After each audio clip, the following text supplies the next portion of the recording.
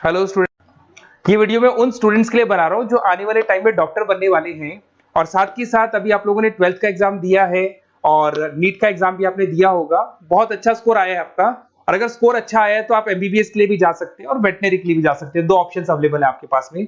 अब देखिए, इसके अंदर जो डॉग लवर्स हैं या फिर अपन बोल सकते हैं जो एनिमल लवर्स हैं, इसमें सारे एनिमल्स कवर होते हैं, वो लोग इस वेटनरी वाले ऑप्शन को चूज कर सकते हैं। बहुत अच्छा ऑप्शन है, इसमें बहुत अच्छी अच्छी कैरियर अपॉर्चुनिटीज मिलेगी, बहुत अच्छा पैकेज मिलेगा और फ्यूचर ग्रोथ बहुत अच्छा है इसके अंदर। अभी अपन लोग डिस्कस करने वाले हैं veterinary, what is veterinary doctor, veterinary doctor क्या करता है, कैरियर अपॉर्चुनिटीज क्या क्या मिलेंगी इसमें, सैलरी क्या मिलेगा इसके अंदर, इंडिया में क्या सैलरी है और अब्रॉड में क्या सैलरी मिलेगा आपको, गवर्नमेंट कॉलेजेस क्या चार्ज करते हैं फीस, प्राइवेट कॉलेज क्या चार्ज करते हैं, पूरा डिटेल में डिस्कस करेंगे।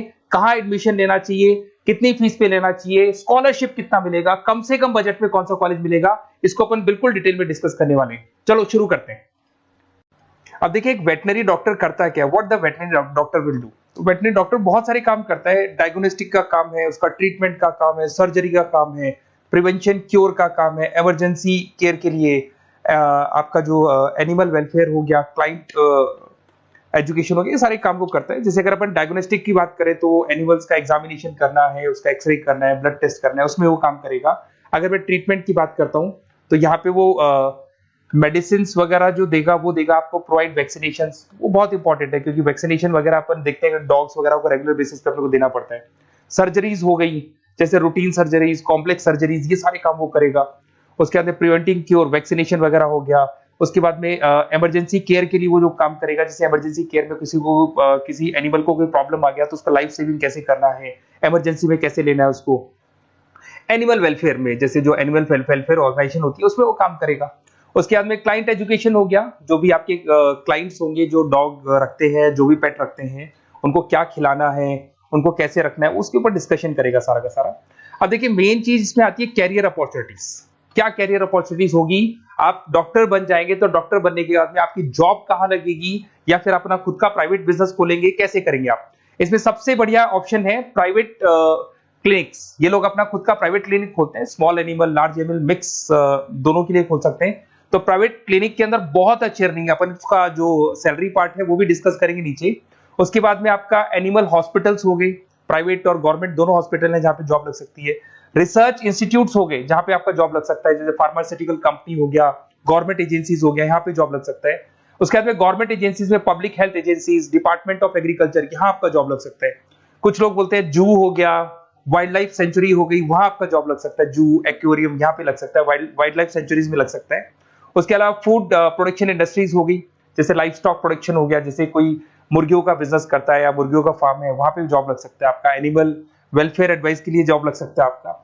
कुछ नॉन प्रॉफिट ऑर्गेनाइजेशन होती है जो एनिमल्स के लिए खुली हुई है और उनका ऑब्जेक्टिव होता है कि कोई भी अगर एनिमल के साथ कोई प्रॉब्लम है तो वो लोग सॉल्व करते हैं उसको, उसका कोई चार्ज नहीं है, वहां आपका जॉब लग सकता है। उसके बाद में पेट और फूड न्यूट्रिशन, क्या खिलाना है, जैसे आपने सुना होगा डॉग्स को पेडिग्री देते हैं अपन, वैसे कौन सी चीज खिलानी चाहिए, क्या नहीं खिलाना चाहिए, उसकी जो जितनी मेडिसिन बनेगी या जितने फूड बनेंगे वहां जॉब लग सकता है आपका। उसके अलावा आपका स्कूल्स एंड कॉलेजेस में आपका जॉब लग सकता है एज अ फैकल्टी। पढ़ने के बाद में अगर आपका इंटरेस्ट है फैकल्टी बनने का तो वहां आपका जॉब लग सकता है। कंसल्टेंसी फर्म्स हो गया, animal health consultancy, food safety consultancy, यहाँ आपका जॉब लग सकता है। देखो ये सारे ऑप्शन है। उसके अलावा सैलरी पैकेज देखो, अभी मैं जो सैलरी पैकेज की बात कर रहा हूँ, इंडिया की बात कर रहा हूँ, अपना जो होम कंट्री इंडिया इसकी बात कर रहा हूँ। फिर अपन सैलरी पैकेज की बात करेंगे, वो अब्रॉड की बात करेंगे। तो सब में अगर आप देखें तो ऑन एन एवरेज ये मान के चले कि आपका 5 लाख से 10 लाख तक का एवरेज जा रहा है पैकेज। अगर प्राइवेट क्लिनिक भी आप खोलते हैं, गवर्नमेंट सर्विस भी करते हैं ना, तो आप ये मान के चले कि आपका पैकेज 5 से 10 के बीच में जाएगा। उसके बाद रिसर्च इंस्टीट्यूट में भी यही मिलेगा आपको, जूस वगैरह के अंदर आपका यही 5 से 10 लाख के बीच में मिलेगा। फूड प्रोडक्शन इंडस्ट्रीज है, नॉन प्रॉफिट ऑर्गेनाइजेशन है, तो ऑन एन एवरेज ये मान के चलो 5 लाख टू 10 लाख, तो एज अ फ्रेशर आपको एक्सपीरियंस हो जाएगा तो पैकेज बढ़ जाएगा। कंसल्टेंसी फर्म से यहाँ लग सकते हैं। बट अगर आप अब्रॉड का प्लान कर रहे हो ना, तो अब्रॉड के अंदर तो ये मान के चलो कि आपका जो सैलरी है उसके अंदर बहुत जबरदस्त मल्टीपल इंक्रीमेंट होने वाले हैं। अगर आप अब्रॉड का प्लान कर रहे हैं, अगर यूएस में अगर आपका जॉब लगता है तो मान के चले ऑन एन एवरेज $1 लाख है एनुअली। तो अगर $1 लाख का मतलब मान के चले तो 83 या 80 रुपीज राउंड फिगर में मानोगे तो भी 80 लाख रुपए आपको मिले। तो इसके अंदर एक बहुत अच्छा ऑप्शन है कि आप एज अ डॉक्टर बन के अब्रॉड भी जा सकते हैं। कुछ लोग हैं जो नहीं जाना चाहते बट कुछ जाना चाहते हैं तो जा सकते हैं, इसमें अब्रॉड भी जा सकते हैं। उसमें यूएस है, यूके है, ऑस्ट्रेलिया है, कनाडा है, जर्मनी है, बाकी और बहुत सारी कंट्रीज है जहां पे बहुत अच्छे अच्छे जॉब लगेंगे। ऑन एवरेज मान के चलो 80 लाख, 70-80 लाख रुपए आपको साल के मिल जाएंगे। ये सारे ऑप्शंस हैं। अब मेन चीज पे आते हैं। देखो सीधी सी बात है, अगर इसको करना है तो उसको करने के लिए नीट में स्कोर कितना चाहिए, गवर्नमेंट कॉलेज क्या मांगेगा, प्राइवेट कॉलेज क्या मांगेगा। अगर मैं गवर्नमेंट कॉलेज की बात करता हूं तो नीट में मिनिमम 450 का मार्क्स चाहिए आप। अगर नीट में 450 मार्क्स नहीं है, प्लस आपका 12th में 50% कंपल्सरी, फिजिक्स, केमिस्ट्री, बायो से होना चाहिए, 50% होना चाहिए, और साथ के साथ नीट के अंदर 450 मार्क्स चाहिए। 5.5 साल का कोर्स है। गवर्नमेंट कॉलेज में अगर आपको मिल जाता है तो सबसे फर्स्ट ऑप्शन यही रखेंगे आप। यहां पर आपका 2 लाख रुपए फीस मान के चलो तो 8 लाख रुपए में आप ये मान लो 8-10 लाख के अंदर अंदर, मतलब मैक्सिमम 10 लाख का खर्चा मान के चलो, इसके अंदर अंदर आपका कंप्लीट कोर्स हो जाएगा अगर गवर्नमेंट कॉलेज मिलता है। बट अगर आपका स्कोर कम है तो मैं आपको एडवाइस करूंगा गो फॉर प्राइवेट कॉलेज, क्योंकि आगे स्कोप बहुत अच्छा है कि वापस जब आप कहीं अब्रॉड जाते हैं या फिर कहीं और जॉब करेंगे तो निकल जाता है सारा पैसा, कोई दिक्कत नहीं है। प्राइवेट कॉलेज के अंदर नीट अपीयर चाहिए। अगर आपका स्कोर कम भी है तो भी चलेगा, नीट अपीयर है तो भी चलेगा। साथ के साथ अगर यहाँ पे ड्यूरेशन देखे तो वही कॉमन रहेगा।